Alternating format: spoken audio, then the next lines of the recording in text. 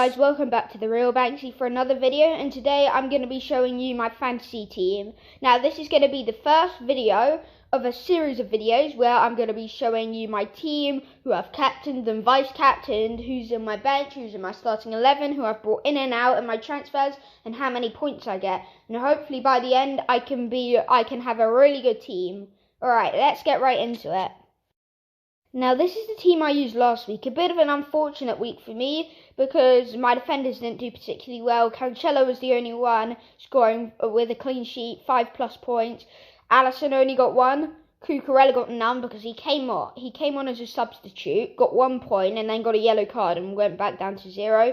Perisic and Cash got 1. Perisic only subbed on late in the game. Matty Cash because he lost goals. And in the midfield, Bruno Guimaraes with 3 points, a pretty average week, kept a clean sheet. Luis Diaz only with 2 points, didn't keep a clean sheet. Sterling with 3, kept a clean sheet. Saka with 6, got an assist. Gabriel Jesus got 2 points, just a pretty average week. And Erling Haaland got 13 points for me, but since he's my captain, 26 points.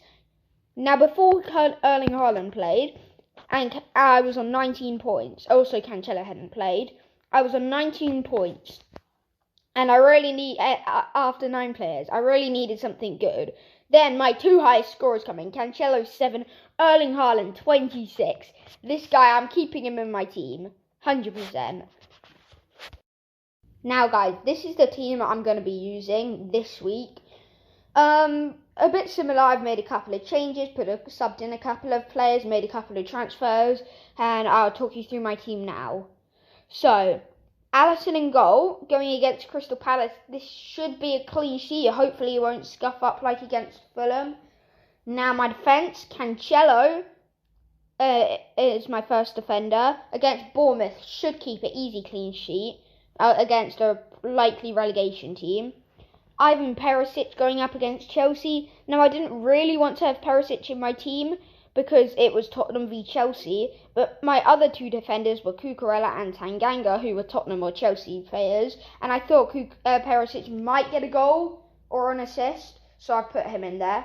Matty Cash is my last defender, only because I didn't want Cucurella or Tanganga in.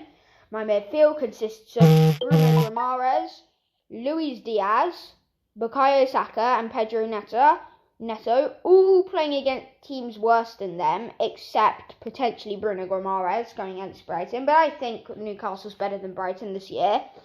And up front, Gabriel Jesus playing against Leicester. Hopefully he can get his Premier League campaign started with a goal. Mitrovic, who was incredibly good last week. He's coming off with a load of momentum from the Championship. Best player by miles. He's going up against Wolves. Even though Wolves is a much better team, I think he will definitely get a goal, at least. And Erling Haaland up against Bournemouth. Easy goals for him. On my bench, I've got Ward, the Leicester goalkeeper, because Schmeichel left. Ward only worth 4 million. He's going to be a starting 11 goalkeeper for Leicester. So that's why I have him on my team. Raheem Sterling on the bench. Now, I wasn't sure who I was going to put on the bench. I was definitely going to have Haaland in, obviously. Mitrovic, I really wanted in my team. Gabriel Jesus, I quite wanted it. I really did want him in my team. Pedro Neto, I thought could get good points against Fulham, although they did play good against Liverpool. But I think that was a fluke. Bukayo Saka was going to get points against Leicester. Diaz points against Palace, and Bruno Guimaraes was going to get a few points against Brighton. Now, Sterling, I wasn't sure if he was going to get points against Tottenham because Tottenham do have a good defence. Lloris in goal. And that's why I've put him on the bench. Cucurella as my second sub because he's going against Tottenham. He'll probably only get 1 or 2 points if he plays.